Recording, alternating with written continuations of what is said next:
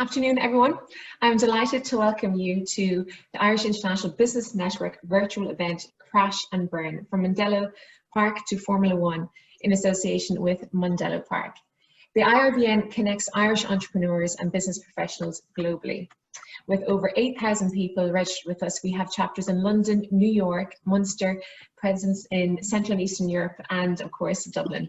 We have members joining us today from all over the UK, most counties in Ireland, New Zealand, Moscow, New York, Dubai, Budapest, Toronto, and even Florida. And hello and welcome to all the non-members. Great to have you with us. If you'd like more information on the IIBN, please go to iibn.com. And you can create a virtual profile for free, and that'll give you a taste of what we have to offer. You can sign up just at the top right of the homepage where it says sign up.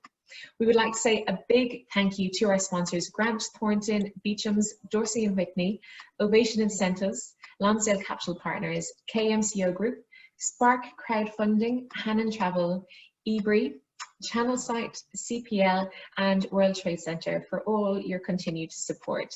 If anyone has any questions today, and I would really like you all to get involved, ask as many questions as you can. God only knows where the conversation is going to go today with these guys, but so if you have any questions, get involved, put your question in the Q&A bar, but also include where you're from, because it's always nice to know where the questions are coming from. And now for the exciting bit. I'm going to hand over to Piers White, Commercial Director of Mondello Park, to tell us a little bit about Mondello Park and also to get the ball rolling. Piers, you're very welcome. Thank you for joining us. Thanks very much, Fiona. Good afternoon, ladies and gentlemen, and greetings from Mondello Park.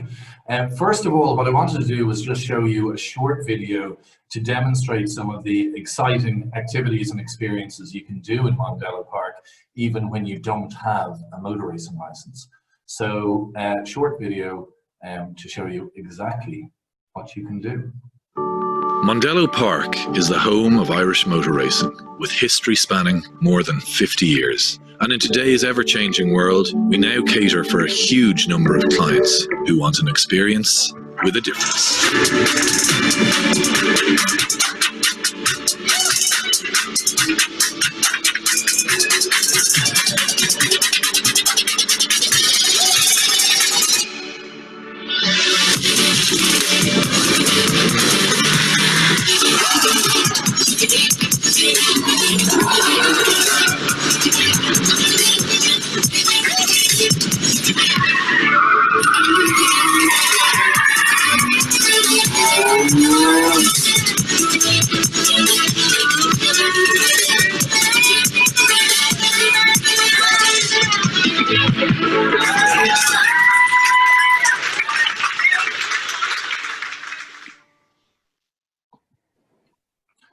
So hopefully that gives you a little taster of what you can do in Mondello Park.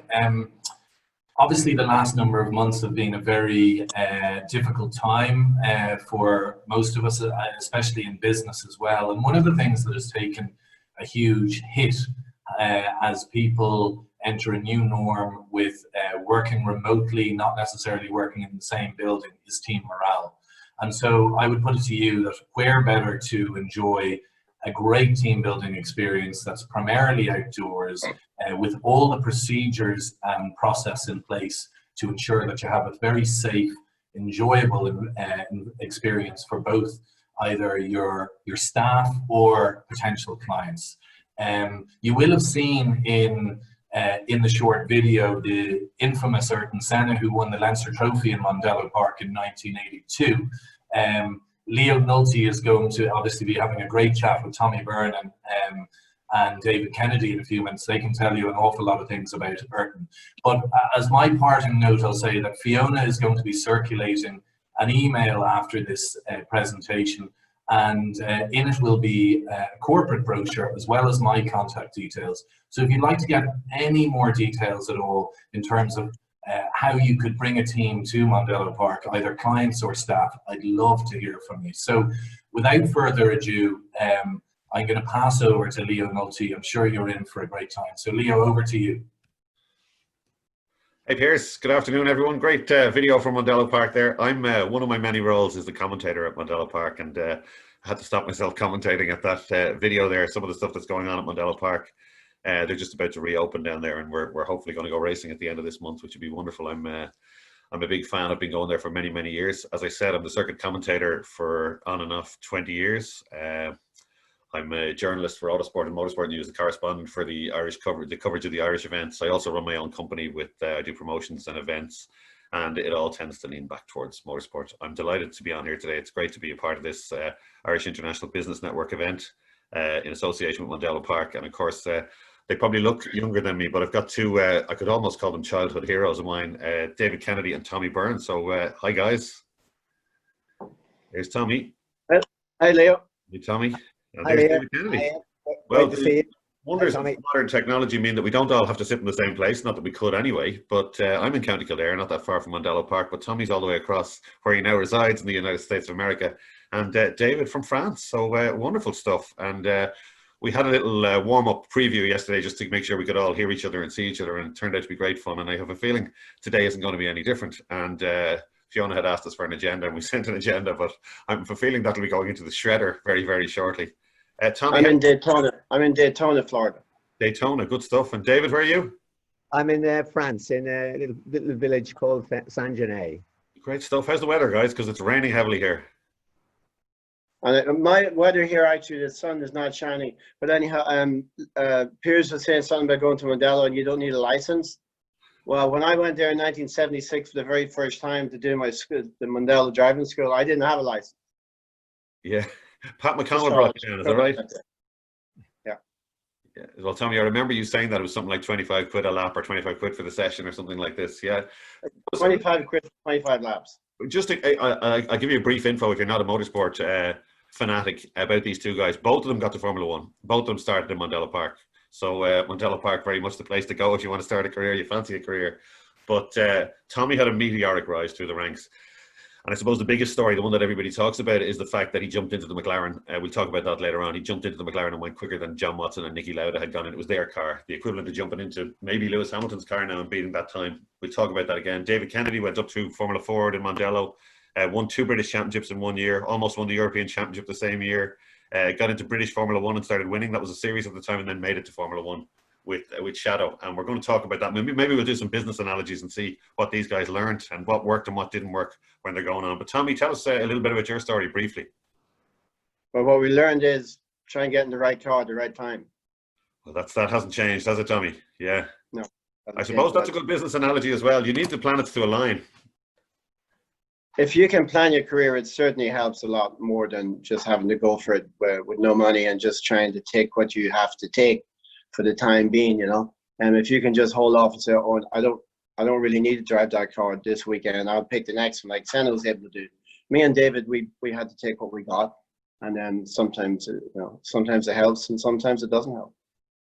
Yeah, you came from you weren't from a privileged background, really, Tommy. You know, and as you said, your book. We'll talk about your book later, which is still available, and you got to read it. You don't have to be a motorsport head. If you picked it up in a shop from the sports section and flicked through it, you'd put it back in the fiction section, because Tommy's story is hardly believable.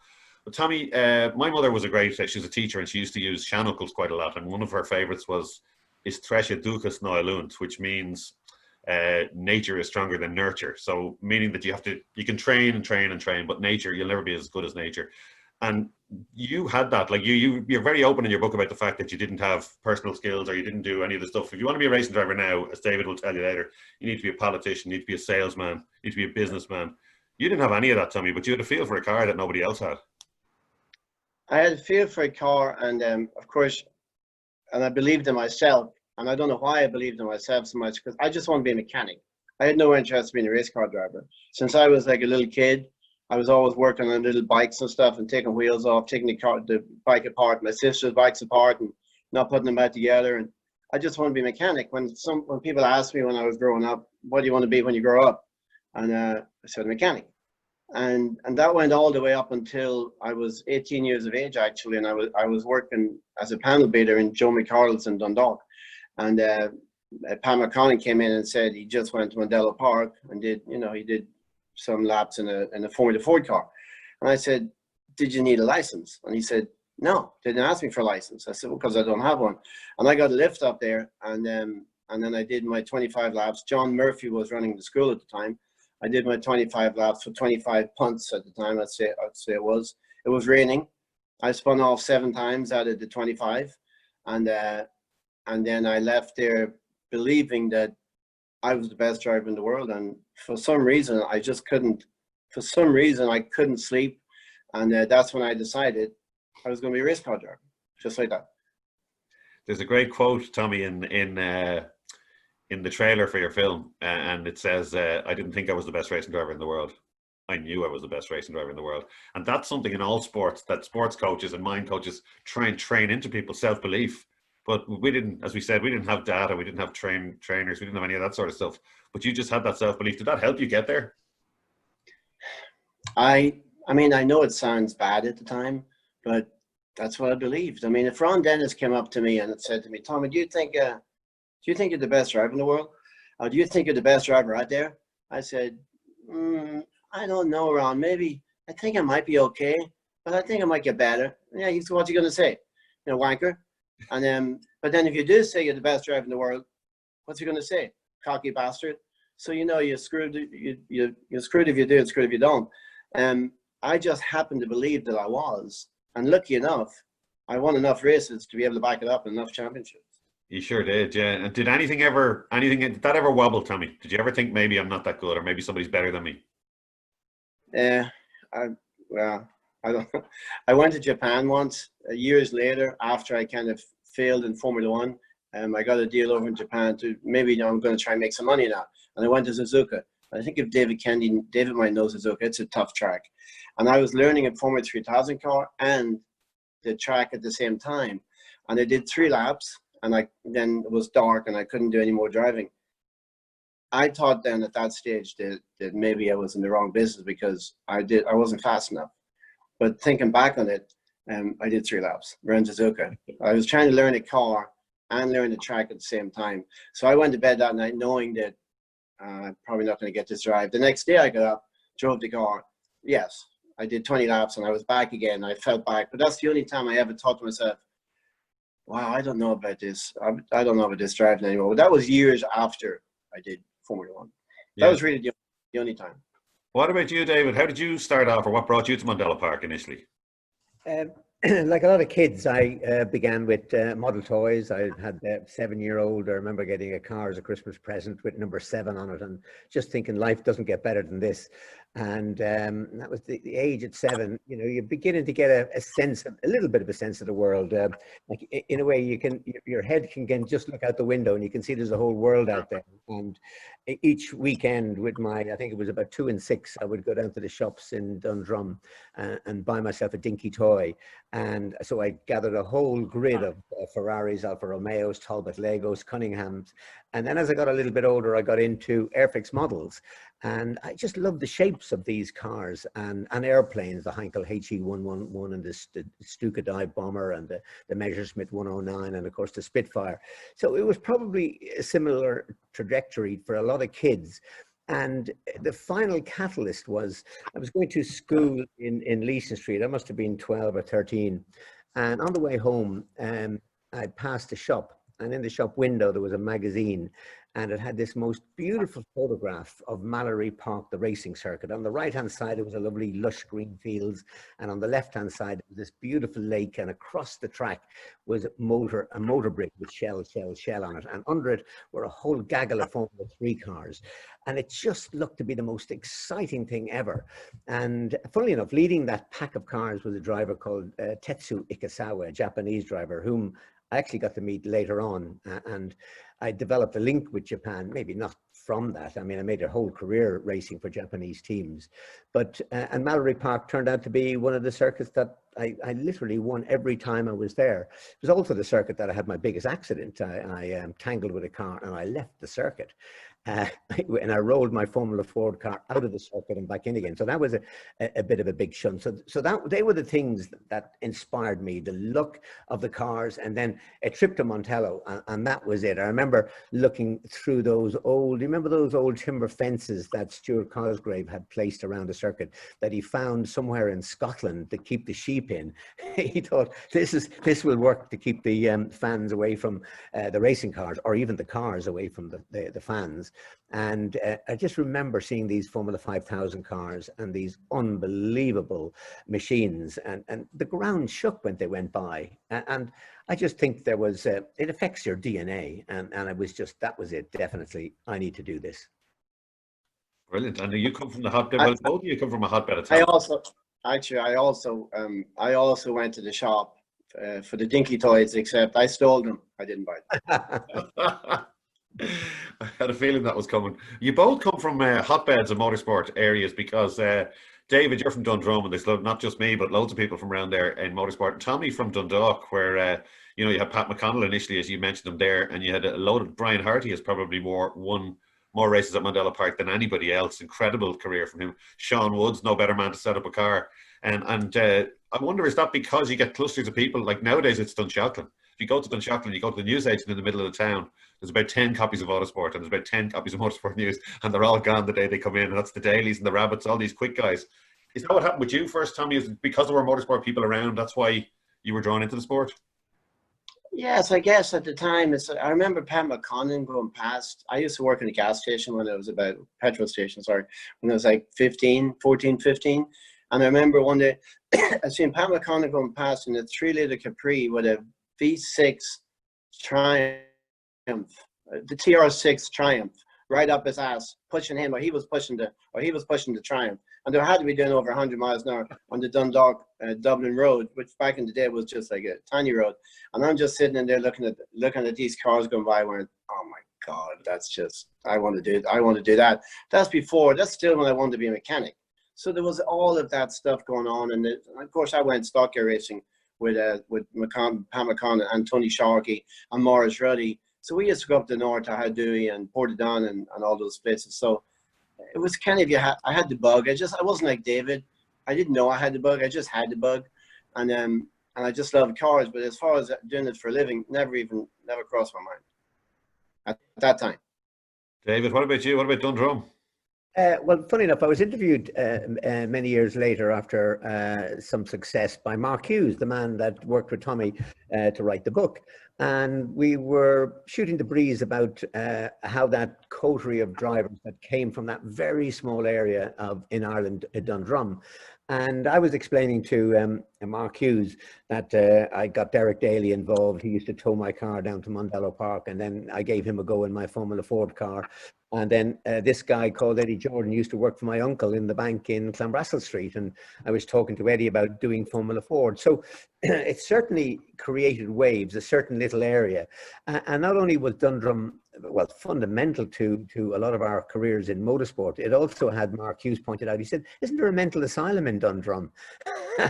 So the joke became that unless you were in the vicinity of this a mental asylum or the water in Dundrum, that you wouldn't have had a career in Irish motorsport. But I remember sitting with Derek Daly in the Dundrum car park. This is before it's the metropolis that it is now, tossing a coin to see whether we were going to go to Alaska or to Australia to further our careers in motorsport.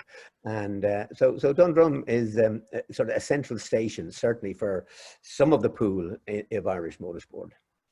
Of course, you had Byrne down there as well. Sorry, Leo, before I forget, like David, because if it wasn't for David and Derek Daly, I'm not too sure if I would have went to England racing, because 1976 is when I did it all. That's when I went to the school in Mondello. That's when I decided I want to be a race car driver. At that same time, David and Derek were over in England doing Formula Fords.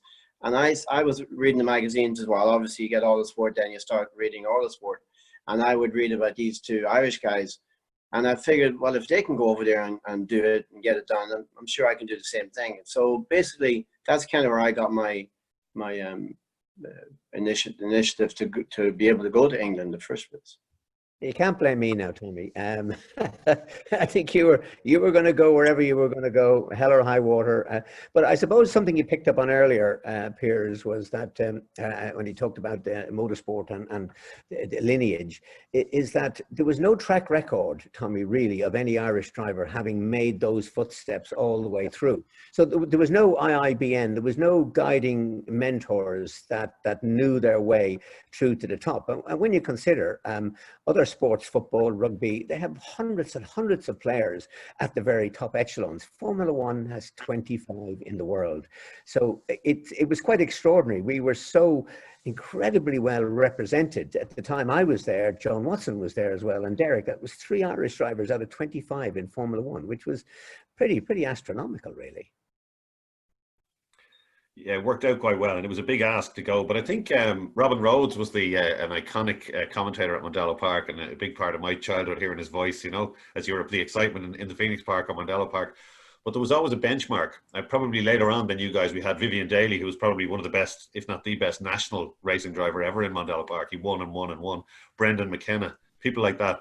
And Robin Rhodes used to always say, if the young guys, if the karters can beat these guys, then pack your bags. It's time to go to England. And I think, David, you had a quote in some other interview, if you can win at Mondello, you can win anywhere. So it's a good place to cut your teeth.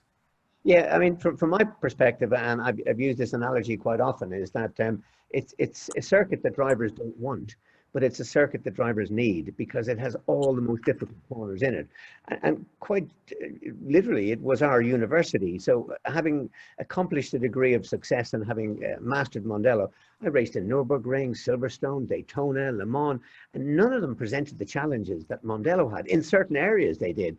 Probably one of the things that you had to learn was slipstreaming, and where you didn't really get a chance to do that in Mondello. But other than that, it had all the corners you didn't want, but were just perfect for your training. David, there's a piece in your, I remember you had a nickname, you probably don't like it, but you had the nickname Kamikaze Kennedy. But when that film Golden Mondello, which is worth a watch, by the way, you can find that through Mondello's YouTube channel or YouTube channels and social media.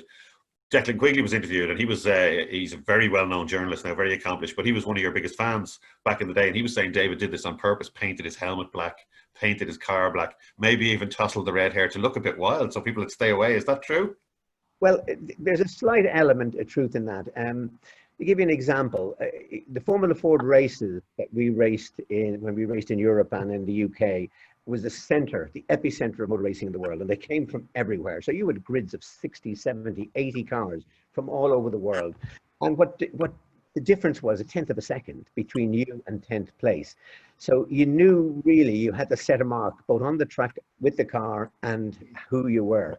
And I felt intimidate some of these other drivers, not quite in the Conor McGregor style. I wouldn't want to throw a chair through a bus window, but I was quite forceful in my relationships with those drivers. And if there was ever a corner to be decided and I was wheel to wheel with the other car, they would invariably back out because it was Kamikaze Kennedy, which was a name that was genuinely unfounded because I had a very, very few accidents. But the intimidatory aspect of that certainly helped.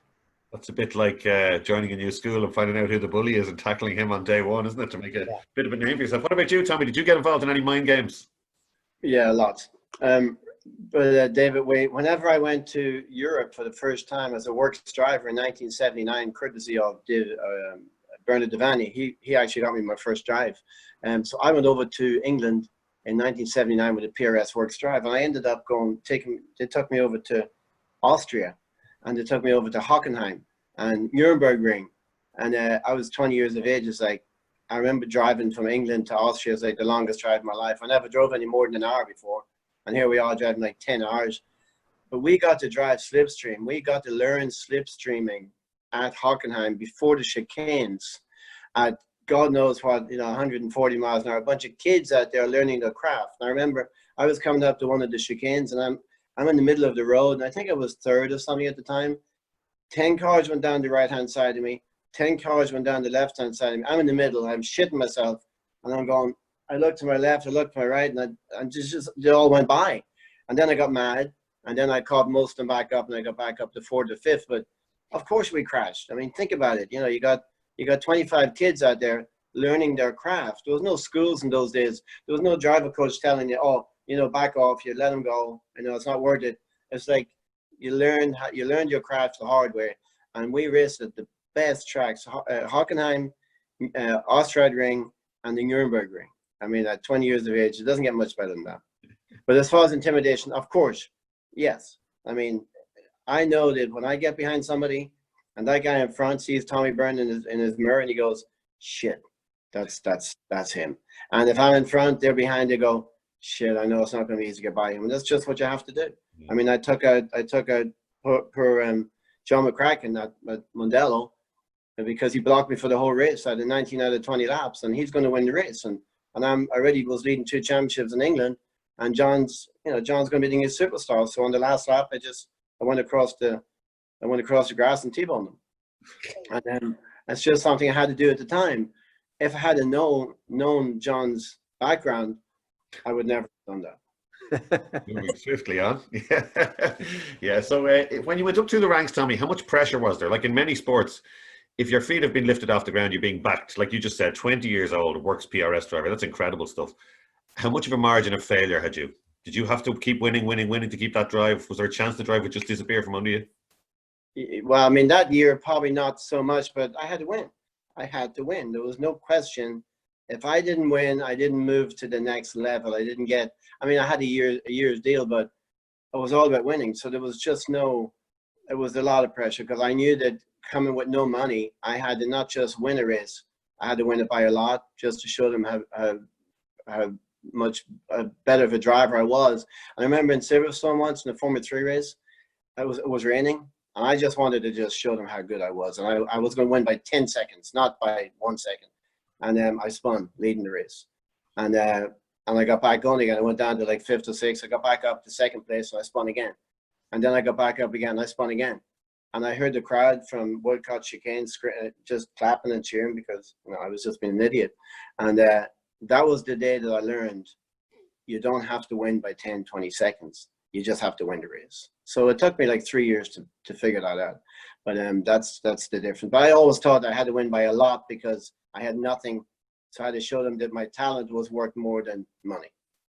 David, what about you? How did you feel in terms of pressure when you had those drives, with the Hawk or any of those drives? Were you under pressure? Yeah, it's such a steep climb. I mean, it was interesting listening to Tommy and the analogy that by how much you had to win by. I suppose the adage that I tried to go by was if fool only learns by experience. Try to learn by somebody else's experience. And I had read fairly comprehensively in the libraries, the Carnegie Library in Dundrum and in Sandyford, all those famous drivers, Taz and Lavallari and Fangio. And I remember Fangio's, one of his many asides was that you win the race at the slowest possible speed. And that flies in the face of what Tommy was saying. Tommy didn't know that, I have to win by 10 seconds. You only have to win by a second. And I can count the number of races that I brought the car home, half a car length of the car ahead of me in wet conditions. One in particular was in Zolder in Formula 1 in the British Formula 1 series. Everybody was spinning. All I had to do was just be 1 second ahead of the gaggle. But the pressure is there. I mean, the slopes to Formula 1 are so steep. It's snakes and ladders. And if you get it wrong, it's very, very difficult to resurrect your career. Once you slip away from the limelight, you don't get back again at that level. So every event, every series you're there to be at the front. And if you can't win it, the other thing is to set the fastest lap. Show that you have got that raw speed. And that was my stepping stones for each category, because the manufacturers would come to you after Formula Ford. They wanted to get you on board for Formula 3. But they wouldn't give me a free drive. I mean, Tommy's talent was mercurial. And in some ways, they would possibly give him a free drive and cost them money. I might get it at cost, but Tommy had a different light shining on him, shall we say. David, I'm going to skip forward because it fits in. You got to Formula 1, the British Formula 1 Championship, and were a consistent front runner and a winner in that series. That catapulted you straight into Formula 1. But you were telling us a great story before where there was an issue with the car and it was quite scary to drive, and no way could you admit it was scary because, as you said, there's 10 other young drivers standing in the pit lane who would happily jump into the car. This is the ground effects car that was flexing. Can you tell us about that? Yeah, these were really very, very dangerous days. And we had was a case of RIP, and that was rest in pieces. And because if you hit the barriers at these speeds, and there was no runoff areas, there was very little catch fencing. And there was a corner past the pits in Brazil. It was my second Grand Prix. And you took it at 180 miles an hour. And it's going bloody quick. And the skirts would stay down on the car. And after 3 or 4 laps, they would stick up, and therefore you would be like flying without wings. But one of the issues I had with the Shadow car was the chassis used to flex. And my teammate turned out to be a very famous driver, a fellow called Stefan Johansson. He drove for Ferrari and he drove for McLaren. And through this corner at 180 miles an hour, the chassis would flex so much the steering would lock. So whatever trajectory you put the car on was going to continue. So you'd bring your two hands over to the side of the monocoque and all your body to try and move the steering wheel as you took that corner, and you had to get it flat out. Otherwise, you wouldn't have got anywhere close to qualifying. And I remember I came into the pits and the blood was perspiring from my eyeballs. And I looked in my mirror and I saw Stefan Johansson and I could see the fear in his face. And I knew he wasn't telling the mechanics that he couldn't do it, because you can't. You know, because therefore it's you that's wrong, never the car, it's you that's wrong. And so it's only later on, years later, I talked to Stefan and he thought, I'm going to die today. Every time he went out, I am going to die today. And they dropped him from the team because he didn't measure up with this bloody awful car that we had. Yeah, tough times. It just shows the commitment you had to have. Tommy, going back to the famous McLaren test, I'm sure. No, let me tell you a story about. Go on, go for it, yeah. The bending of the car. When I drove my Formula One car, which was the Theodore, same type car as David's, just a low budget car, and then I was going out of the pits. I put my foot in the brake, and I could see the tops of the suspension moving back like about an inch every time I braked. Both of them to move together. And I did a couple laps or whatever, and then I came into the pits and told the team manager at the time, we're not even going to mention the guy's name, and I said the top of the suspension is moving back when I brake about an inch, and his answer was, well, bends doesn't break. Tommy, was this the engineer that you were going to hire a hitman to kill? Yes. While Tommy was doing that Formula One season with the really bad team, he was also winning the British Formula 3 Championship at the time, which is really impressive stuff. But even though Tommy was blitzing everybody in British F3, the team didn't have any faith in him. So the prize the Formula One team didn't have. Yeah. So the prize for winning the British Formula 3 Championship was a test drive in a McLaren at Silverstone. So Tommy, you've said before that you were saying to the Theodore team at the time, come and watch me. Wait and see when I get into the McLaren. How much pressure was on you that day? I told everybody to come watch him, because think about it. You come from Ireland in 1978, the end of 78, 79. You get your first works drive. Then you get into a really good team, Van Diemen. And then you run your own team the next year. And with Van Diemen, you win 5 championships plus the Marlboro World Cup in Senna's car, which was the Formula Ford Festival at the time. And then you're driving Formula One. The reason you get to Formula One in the first place is because you won all these races, and then the team manager in Formula One tells you that if Kiki Rosberg was in your car, he'd be on pole position. So I would say, go fuck yourself and come watch me when I drive the real car, which is a McLaren, at the test. And yes, I might have told too many people to come watch me, but I knew when I got in a really good car what the difference was going to be. And I did get in a good car, and I got Nicky Lauda's car, John Watson's, whoever. I think it was Nicky's at the time. And just awesome. I mean, talk about, it's just something that my career wasn't totally wasted because I got to drive that car. Yeah. I got to drive the Theodore, and I got to drive the McLaren within the space of 1.5 months. So I got to drive the slowest car on the track and the fastest car on the track. And that's where my career ended, because I ended up 4 seconds a lap quicker in the McLaren than I did in the Theodore. But I had a team manager in the Theodore telling me that I couldn't drive. It's very hard for anybody to handle. And I couldn't handle. I didn't handle it very well, obviously. Well, of course, if you've come up and already proved yourself on numerous occasions. Going there, if you want to see that, by the way, if anyone's watching, that's on YouTube. And it's one of the very few clips where a Formula One car looks visually quick. There's an old handycam footage, some mates of Tommy's, I think, from the town were over with him. By the way, if you want, we're going to do a Q&A at the end of this, and if we already have 2 questions, we will be addressing them in about 15 minutes, so you can type in a question there and we will get to it at the end of this one. Tommy, just that day when you approached it, you were known for being quite casual about stuff. It had gone wrong because that team didn't treat you right and the car was no good. That was a big day. Were you as casual as you always are? Did you know there was a little bit of pressure on when you arrived? No, I was pretty casual. I went out the night before. Did you? With my friend, and we hooked up with a couple of girls, and I actually brought him to the track the next day. I wasn't thinking straight then. I figured out, I told my friend, can you keep them over there in the corner somewhere? So he kept them away from everybody. So really nobody knew what was going on until I wrote my book and I told the truth what was happening. I was pretty casual for sure. But yes, when I really got down to getting into the car to doing the job, I did start to have second thoughts at the last minute because Thierry Boutsen was driving it before me.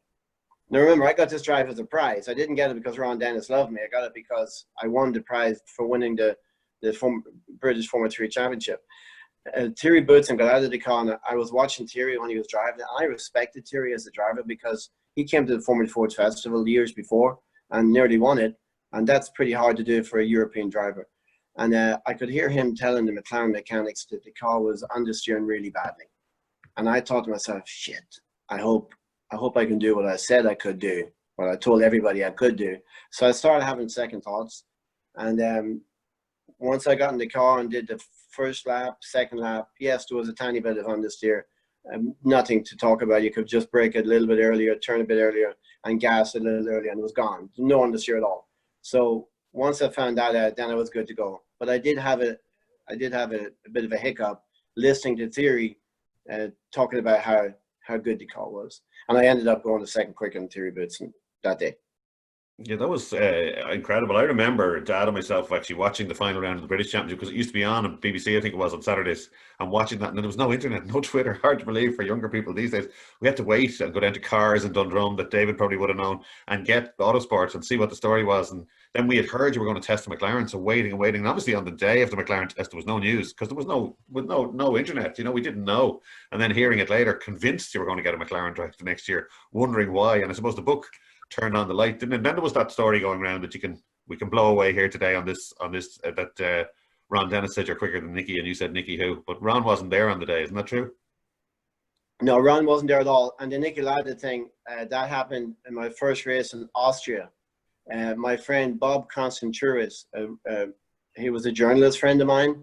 I thought he was my friend, and I was sitting in Teddy Ip's motorhome, and Bob was interviewing me, and he says, "Tommy, how do you feel, you know, being in the same race as Nicky, as Nelson Piquet and Nicky Lauda?" And I said, "Nicky who?"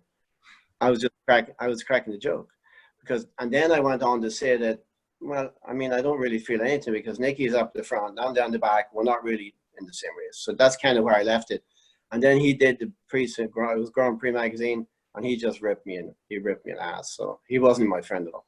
Right, okay. And then, of course, then all the stories start happening. And then that story's put with the Ron Dennis, tell Ron Dennis to go fuck himself. And, you know, you cause the worst car in the world, which is not true at all. It was the best car in the world. That's why I wrote the book, because the Tommy Byrne stories were getting bigger and bigger and more lies. And it wasn't really true. And I had some better stories. So I decided, it took me a lot of years, but I decided to write a book and tell the whole truth. Well, you know, Tommy, when you were a kid, back in my day, you didn't log onto the internet to get news. You went out to play and you'd meet all your mates. And we all thought this was the best thing ever because we thought you'd said that to Ron Dennis. Thought it was absolutely brilliant, you know. But as you said, that's why you wrote the book. Let's give the book a bit of a mention. Crashed and Burned. It's a really, really good read. You can catch the movie as well on Aer Lingus or Amazon Prime or even on YouTube. But the book is available. Tom Heavey, a great supporter of motorsport on the Irish vintage scene as well, owns the Irish Vintage Scene magazine, has a printing company. He's printed it. So if you want to buy a copy of Tommy's book, irishvintagescene.ie, and Tom will be only too happy to post you out. And that's actually an extended version with a few more hidden chapters added, Tommy.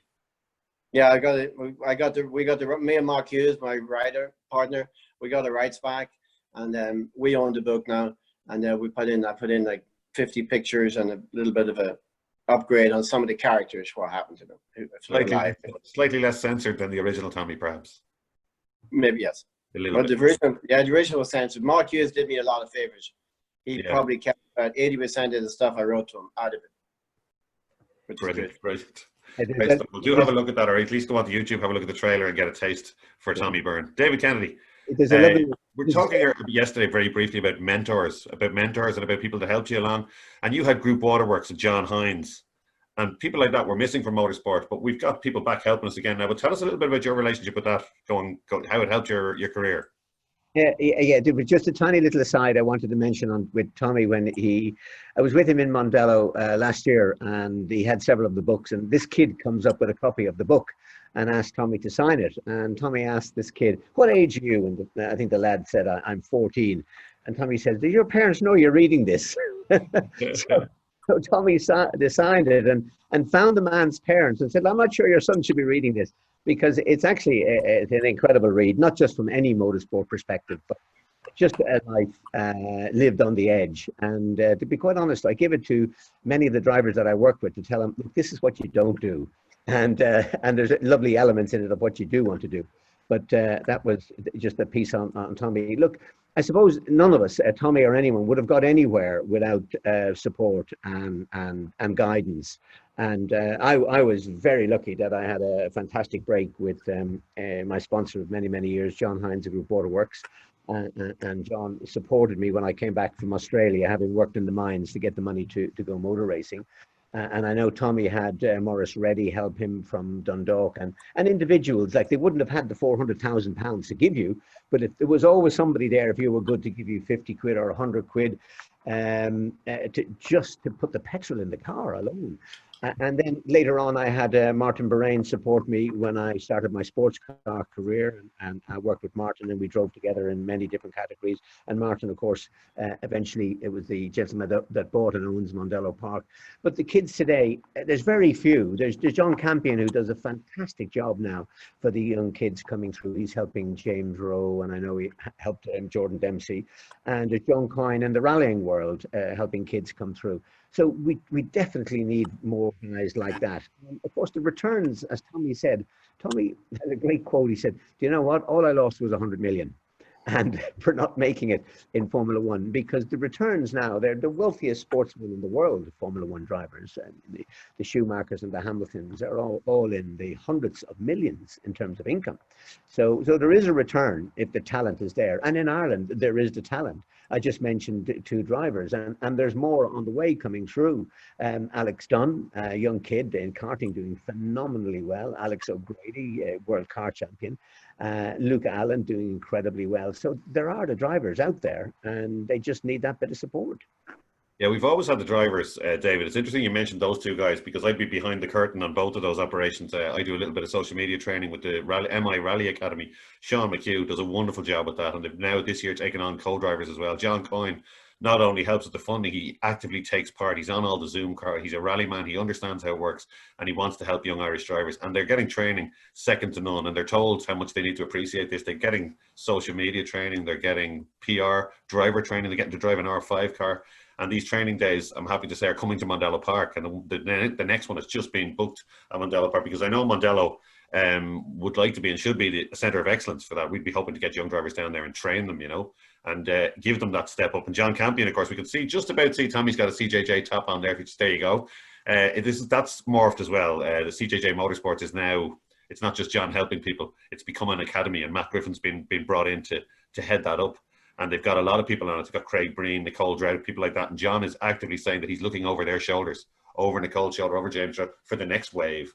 And he's going to set it up that it will bring on the next wave of Irish drivers. If you haven't got an Irish passport, he says, forget about it, you know. So all of a sudden, we've got this back, which we didn't have for years. So there is a chance. But that's an incentive for the likes of Alex Dunn, Alex O'Grady, you know, young Alex Colby, these Carters, to do a bit of social media, to learn about that stuff. Try and make sure people like John Campion see it, because they are out there again. And there is maybe a chance that we can have another Tommy Byrne and another David Kennedy, you know, it's other people that will get well up the ladder. John and Suzanne Campion are the John Hines, Derek McMahon, and Martin Byrne all rolled into one. Yeah. And John Hines was very, very good to me. I mean, I'd walk up and ask John for money just at the wrong times, and he helped me lots and lots. He helped a lot of drivers, John Hines, and as did Martin Byrne and Derek McMahon. Derek's already gone now, and Martin's. David touched on that, but I remember Michael Rowe saying before, when he was being interviewed about something, that he said the thing about Ireland was there was always someone to give you 100 quid, be it Derek McMahon or be it Don Cassan or somebody like. There were always these mentors around. So it's great to have John Coyne and John Campion stepping up and helping young Irish drivers now. Motorsport Ireland have moved forward as well hugely. They're linked in now with Sport Ireland. You know, they're now athletes, the drivers, you know, and there's opportunities for backing, there's opportunities for funding that were never there before. So if we've got the talent that we always said we have, there are now more opportunities than there were. And long may it continue. Definitely Mondello has a bursary now, a Martin Byrne bursary for young drivers coming through. And Jordan Dempsey was one of the first recipients of that. So hopefully this will build up for other drivers on the way through to bring them up to the opportunities of Formula One that we essentially didn't have. There wasn't any strategic funding in place. It was seat of the pants stuff. But as you mentioned, Motorsport Ireland now with John Naylor and Arthur Collier have really stepped up to the mark and brought that forward in a very professional manner. Yeah, absolutely. Leo Hassett too, a great addition to the team in there. Tommy, you're very relaxed these days, living the life. I've spent a bit of time with you over there, and you seem to be in top form. You doing a little bit of driver training still, and a small bit of racing. Yes, I am. Cheers, everybody. My son's leaving. Sorry, he's leaving for a couple of days. Yeah, I do some driver coaching. I still work up in Mid Ohio somewhat. I have a small company called Diablo Drifter Driving Academy for teaching defensive driving for teenagers at car dealerships. The car dealership pays for 100 kids, and we do that a couple of times a year. I'm doing pretty good. I get to drive. I get to drive some. I drove Schumacher's 191 Benetton there about 2 months ago down in West Palm Beach. I think he drove it a little bit, and so did Roberto Moreno. So I got to drive that for like 9 to 10 laps. Got to drive a Senna McLaren, one of the track car, 962 Porsche. So I get to drive some nice cars. Of course, I went to Ireland, Mondello, and drove the James Hunt car like a couple of years ago. But my favorite race of all, of course, every year is the 6-hour Fiesta race at Mondello Park. Talk about fun. Those guys just drive this shit out, and they don't care if it's Tommy Byrne, David Kennedy, or anybody. It could be a 16-year-old in front of you, or it could be a 70-year-old, and they don't want to let anybody by. I love it. That's a championship Tommy's referring to that's run by Mondello Park. It's for 1.25, 1250 cc Fiestas, 80 brake horsepower, $2,000, $2,500 will buy you one. You can race it all year, and you can bring 3 of your mates with you and do a 6-hour, almost a mini Le Mans at the end of the year, and you can take on Tommy Byrne and David Kennedy, Formula One drivers. It's as simple as that. Look it up, Google the Fiesta, have a look at it on YouTube. It's a great race, meaning David did it as well. Tommy, we might as well spice it up a little bit because the bleeping machine isn't working here, I noticed. Tell us a little bit about Mexico when the Formula One dream went wrong. How wild was it when you went to Mexico? I mean, all the stories. Yes, I wrote a book and I've got all the wild stories and everything. Most of the stories happened after Formula One, because, you know, once you fail in Formula One, which I did, you know, you get one chance, as David said, one chance only. After that, you're not going to get back to Formula One. So everything after that is just going to be, you know, like second best. So I went to America and started all over again in Formula Ford 1600, got all the way back up to Indy Lights, won a bunch of Indy Light races or Indy ARS races. And then I was just running out of time. I still think there's a chance of getting Indy cars, you know, and you just do another year and another year and another year. And then I'm running out of time, running out of money, went to Mexico, just partied a lot down in Mexico. In Mexico, I was actually a superstar because they love racing in Mexico. There was 30,000 people at the Formula 3 race in Mexico City, which, by the way, is one of my favorite tracks. So I used to drive Formula 3E Formula 2. I would drive Formula 3E Formula 2, Formula 3 and Formula 2. I was driving 2 different series. I was getting paid by the Formula 3 series $30,000 then not to drive Formula 2. Formula 2, we called it down there. And I was sponsored by Corona in Formula 3 and Section Amarilla, which is Yellow Pages, in Formula 2. So I was a bit of a superstar down there for 2 years.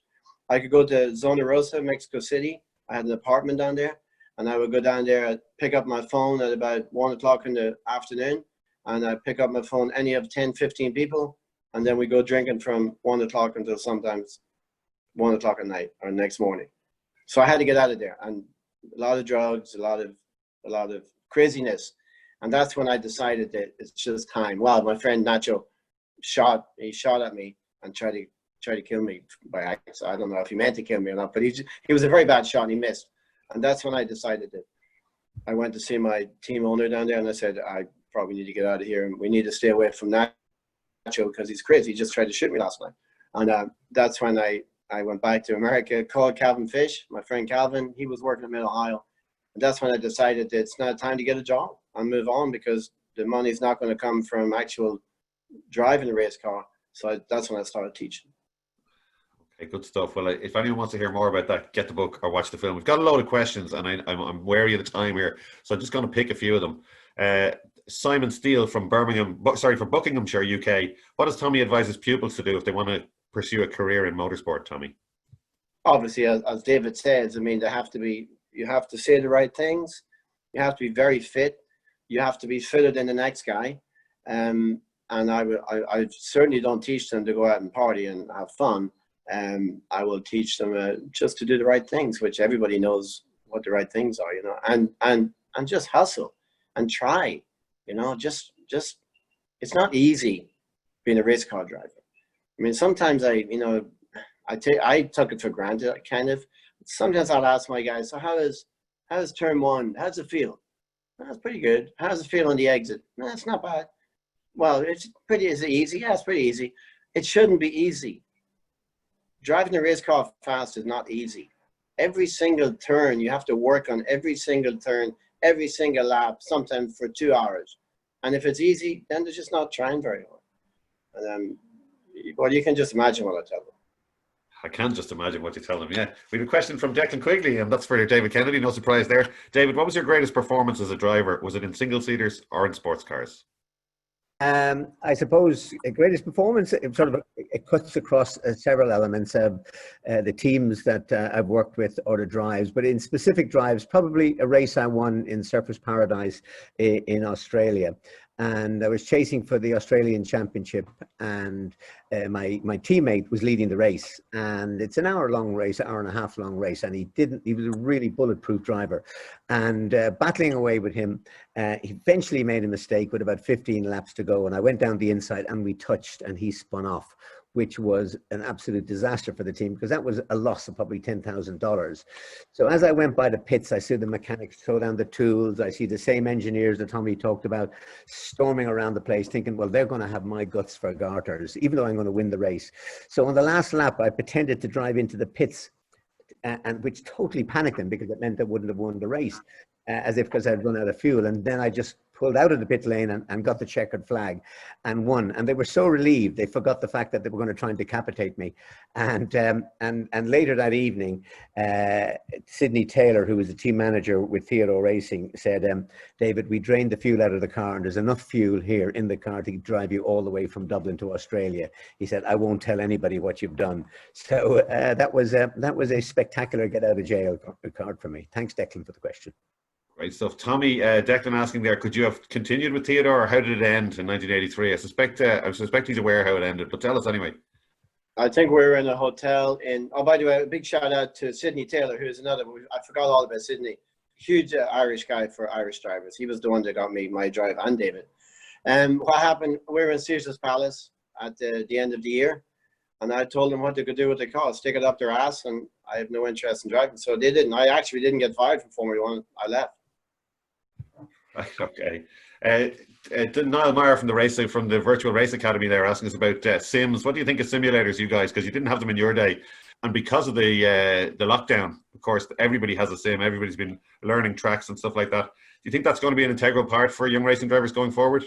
Yeah, absolutely. All the drivers that we work with live on sims now, and they are so absolutely incredibly effective that it is an essential part now. Yeah, of course, there's talk of Motorsport Ireland getting involved there in licensing and international. I know Keith Dempsey was sent to a European event to represent Ireland, so that could happen too. Tommy Byrne, your normal week, any more racing, or is it just training now? Actually, I'm racing this weekend in a 14-hour race in Daytona, me and my son TJ. We're driving the Porsche 944. Michael Fassbender was supposed to drive with us, him and his driver coach, but because of the COVID, you can't make it over here. So it's going to be me and TJ at Daytona, which is just down the road from us right now. So yeah, and then I'll go back up to Mid-Ohio in a couple of weeks. What are you racing there, Tommy? I'm going to drive me and TJ are driving the 944 Porsche, 14 hours. Just when you go and do that, Tommy, is that just a little bit of fun, or does this, how seriously do you take that? Well, sometimes some of my clients, if they want to learn how to drive, I will have them do that, because doing one of those races, you learn more in how to overtake and be overtaken. You learn more in one 14-hour race than you will in a whole year doing SVCA racing. So it's a great opportunity for them to learn how to drive. And they get to drive with me, and I get to drive with my boy. And I'm having more fun driving now than I did when I was obviously driving Formula One. Good stuff. David, how about now it's a hobby. It is a hobby, but I had a quick look at a leaked document from David Kennedy at the 6-hour race last year for stuff for the team to get ready, and it looked like, David, you were taking it pretty seriously. Well, many years ago, when I was racing in Le Mans, Top Gear came over to Mondello, and they was racing the Chevaux races there, and they were top speed, 60 miles an hour. And they said, "What's the difference between Le Mans and a 6-hour?" Well, they were 12-hour races in Mondello at the time. And I said, "It's absolutely the same. There's no difference. There's only 200 miles an hour difference. But the same tenth of a second you're looking for every lap. You're trying to clip the apex, you get the throttle on at 1 inch before that mark on the ground. You're exiting exactly at the same spot. So though the skills are the same, it's just a difference of 200 miles an hour and possibly 200 million pounds as well." David, we have a question there from Colm Doherty, a massive fan of motorsport and a man that's been involved in it for many years. What are the top lessons from motor racing for a career in business? Perhaps the old saying, "always be selling," is appropriate.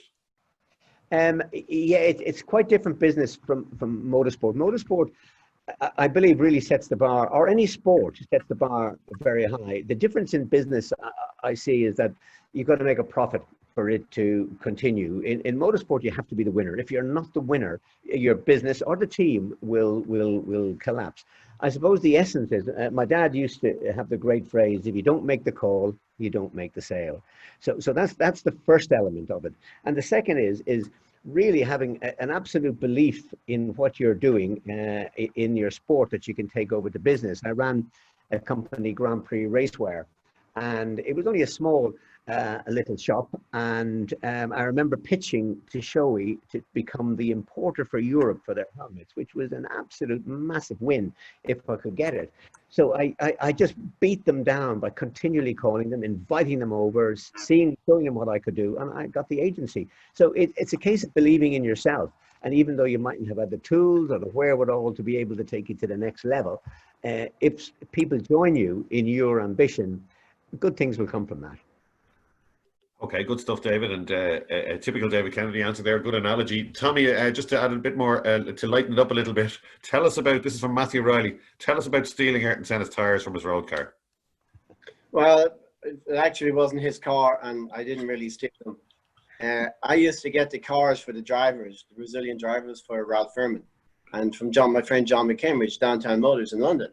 So Ralph would get a driver, I'd get the car, and we give it to the driver, or he'd sell it to Ralph would sell it to the driver. Well, Ayrton's car was, I had that as well. Mine was a Sport. His was just standard. And I got him the car from John McKinbridge down in London. And when he retired from racing, and Ralph sold him the car.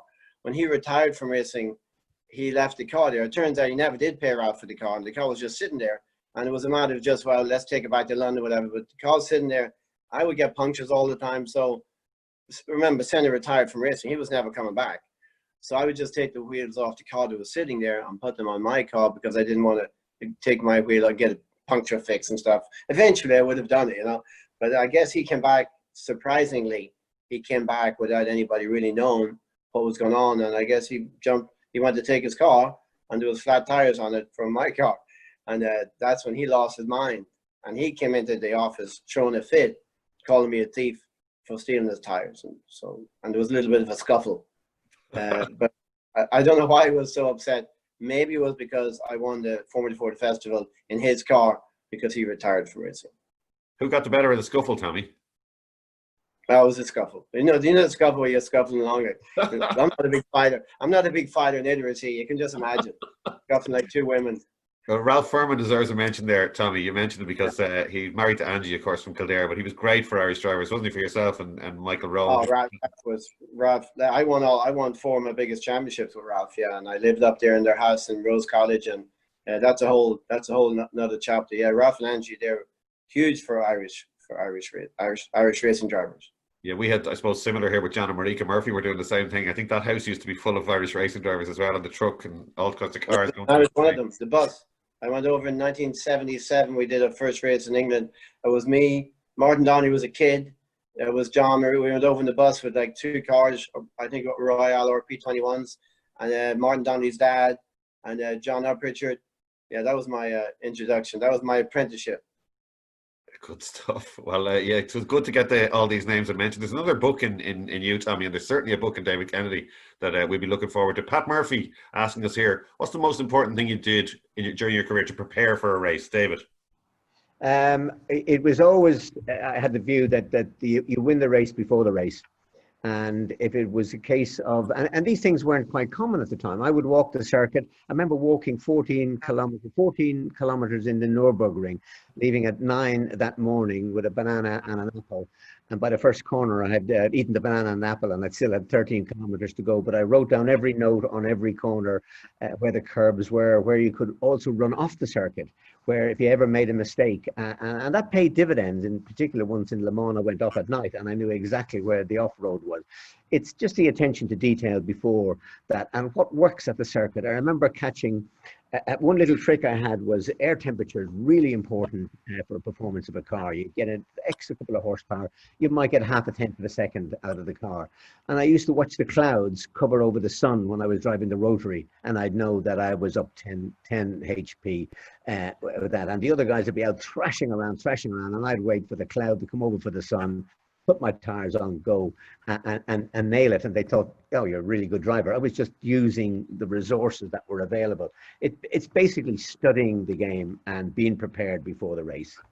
I'm half afraid to ask Tommy what he did to prepare. I think he's going to say put down the girls or something. Tommy, what did you do before a race? Same as David. I couldn't see you walking the Nürburgring with a banana now, to be honest, Tommy. Nürburgring is probably my favorite track. I only raced there twice, and I only won there twice. I never did the track walk because I felt it. There's a big difference in doing 120 miles an hour through the turn than walking through the turn. I was kind of not a big track walker. These days, everybody walks the track. It's just part of the deal. That's something you have to do. I really didn't prepare that much. I probably should have prepared maybe a little bit better as far as fitness, but I didn't need. I was fit enough to win. So, that's something though. I'm a big mountain biker now, and one of my biggest regrets is I didn't do mountain biking 25, 30 years ago. Now I can ride my mountain bike for 3 hours in endurance races. I'm leading the Florida over 55 championship on a mountain bike right now. Fantastic. Tommy, would it be fair to say that you're fitter now than you were when you raced in Formula One? Well, probably not, because I was young and you just naturally fit. But as far as, yes, I could, for sure. I couldn't ride a bike for 5 minutes then. Now I can ride it for 3 hours. Fantastic. We've got another question in here from Howard Dawson, the name we'll know. It's a great show, guys. Tommy and David were both driving the same car in the 2019 Fiesta 6-Hour Endurance Championship at Mondello Park last November. Who posted the quickest time, David or Tommy? Tommy's little shrug tells the answer there, doesn't it? I had David. I had him by a little bit, but remember, I'm a little bit younger than him. And you're the fastest driver in the world, Tommy, as well, yeah? Well, that was then. Now, obviously, I'm not. And by the way, you learn too. The older you get, the slower you get. And I'm not stupid. I'm not as quick as I was. But at the same time, if there's no chance of winning, I'm probably not going to be driving the car. Like, I drive with David because we have a good team. I forget the name of our team. What's the name of our team, David? Murray Racing. We've had the same team for 2 years. Love those guys. But there's a chance of winning. If there's no chance of winning, I'm not going to be there. Well, Mondello have tentatively announced the calendar now. They're waiting for Motorsport Ireland approval, which for Sport Ireland and everything, because all sports are reopening. But we don't know whether or not the 6-hour race will happen. But I think it probably will. So will we see you two guys back on the grid again if that happens this November? Well, hopefully. Yeah, we'd love to. Absolutely love to. So there's a chance if anybody watching thinks they could claim a scalp of a former Formula One driver, get yourself a Z-Tech Fiesta and get down to Mondello Park in November and you can race these guys door to door. Tommy, you reckon there were some good drivers out there last year? There's some great drivers in Ireland. Whether they're younger or older, they're fucking good. There's just no, you're not in America. You're not in Daytona, that's for sure. I'm going to do a 14-hour race in Daytona on Sunday. And you overtake people and, it's like after you. Mondello Park, the 6-hour race, there's no after you. You have to fight tooth and nail, and that even though it's a long distance race, there's no give. They're tough. They're tough drivers. Hey, Stuart Dent has just sent a question in there for Tommy. Was that Senna scuffle as good as the Mike Hooper one? And was his mum involved in the Senna one like she was with Hooper? Tell us about that, Tommy. No, the scuffle with Hooper was a real scuffle. All right, okay. Yeah, I definitely felt like it. The next day it wasn't fun. I think we all got fired for that one. Is that in the book, Tommy? I think it is. Some guy was pissed me off, and we were all drinking one night. So me and Stuart decided to sort him out. And my mom, we were kicking him on the ground. And my mom walks up. She was over visiting, and she walks up and she said, "Jesus, Mary and Joseph, what are you doing? Stop it, stop it." And she seen who it was, and she started kicking him too. We were actually, it's great to see Stuart logging in, because not only is he a great fan of yours, Tommy, he's a really good motorsport historian. And we were saying earlier during our warm-up that if we got a race or a date or even a time wrong, Stuart would be straight in to correct us. So hi, Stuart, great to see you joining. It's great, loads of questions, too many questions probably to get through coming in. Who else have we got here? What's your best crash, Adam Cron? What's your best crash, David? Not your worst, but your best crash. I don't have the Gilles Villeneuve approach of saying, "God, that was a fantastic shunt." Each shunt is quite shocking. I suppose the worst one I had, I actually wasn't injured in, which is a bit of a contradiction. It was in Argentina, the first Grand Prix, and I had a telegram from the tea shop wishing me good luck. So in my first Grand Prix, so the pressure was enormous, and it was the far side of the circuit. Again, it was a 170-mile-an-hour corner, and you were trying to take this particular one. This is Argentina, Carlos Pache circuit, and on the inside of the circuit there were parked these 1960s fire engines, huge yokes, and they were too close to the circuit for a start anyhow. But when it came to final qualifying, I had one chance to try to get this corner flat, and halfway through it I lost the car. I just keeping my foot in, and I spun off, and I went to hit the fire engines, and I put my head down and I just waited for oblivion, because at that kind of speed you're going to get destroyed. It's going to be, as I said, RIP, rest in pieces. And I came to a stop, and I was still alive. The car was in tatters as it had gone through all the grass. And what happened between lunchtime and the qualifying later on, they'd moved those transporters across to the other side of the circuit. And you realize that, you know, your life is in your fingertips. And you know, that would have been some call that the team had to make to your parents to say that we couldn't find the body. It would have been that bad, you know. So those things are and enough of those happened to me in Formula One to sort of take your confidence. Okay, good stuff. Tommy, we'll do one more question after this, but Tommy, what about that? What's your biggest shunt, or your best, if you were? I had a good one. The only time I ever injured myself in racing actually was in Phoenix Park when I hit the post in 1980, when I hit the gas post and wrecked the car there. I nearly killed Mo Murray. Remember Maurice Murray? He was like 15 at the time. Yes. He was with the yellow flag in his hand. That was the one I got in. I injured my knee, and because it hit the side of the car, the piece of metal that sticks around there at the cockpit where your knees go in. And ever since that, I always made sure that I put something in there soft, so as if I had a small accident like that, I wouldn't do it again. But one of the memorable ones, I was driving for Eddie Jordan in 1983. It was in Imola in Rome, and we got disqualified in qualifying for something, and I got put to the back, which was lucky enough. It didn't put me out completely. But then, yeah, I'm going to show them. I'm going to show those Italian guys, you know, don't disqualify me again. So I'm out there and I'm warming my tires up, and I'm going, I'm talking to myself, going, I'm just going to show you guys. I'm going to be first before the first turn. I'll show you guys just before the start of the race. I'm warming my tires up, going past the Eddie Jordan hospitality.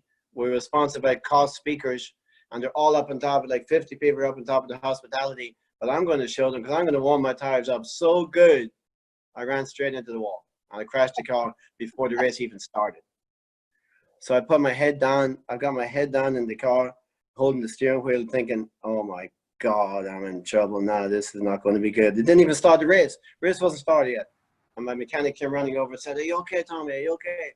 I said, yeah, but this is not going to be good. I went back to the trailer, walked underneath.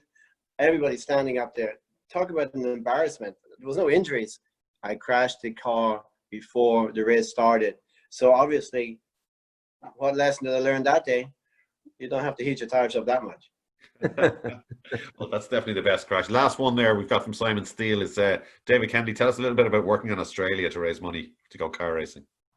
At the time, it was a terrible financial crisis. They talk about a financial crisis now. Then it was a 3-day week. There was a war on in the Middle East and a fuel crisis. So there was very little opportunities. But the Chinese word for crisis is in its small print, or it's in its analysis, is opportunity. And it really helped us to focus on how do we go to get to the next step. And myself and Derek Daly had read about the mines in Australia and the oil rigs in Alaska.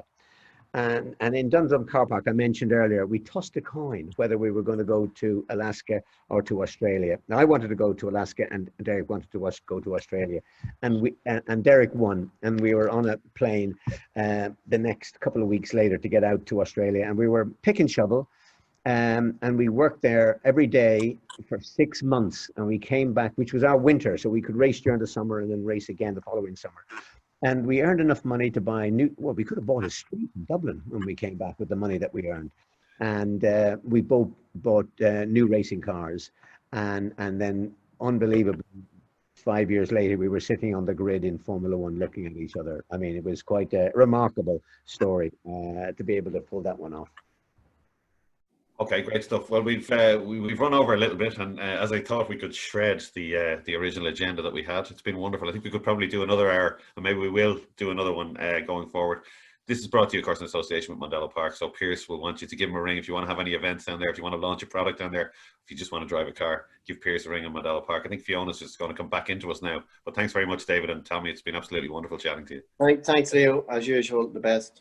Hi guys, that was really enjoyable. I definitely think we should be doing this again because 1 hour is definitely not enough. I could see all the questions coming in. Thank you so much everybody for sending in the questions and getting involved. Great to have you all. And also to our members and non-members, you're also very welcome. I had the pleasure of actually attending a commercial day in Mondello last year, and I have to say it was the best fun I've ever had in my life.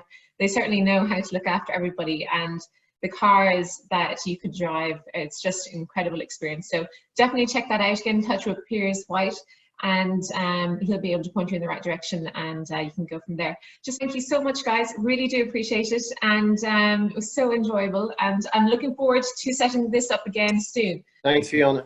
Thanks, Fiona. Thanks, guys. Bye-bye. Bye.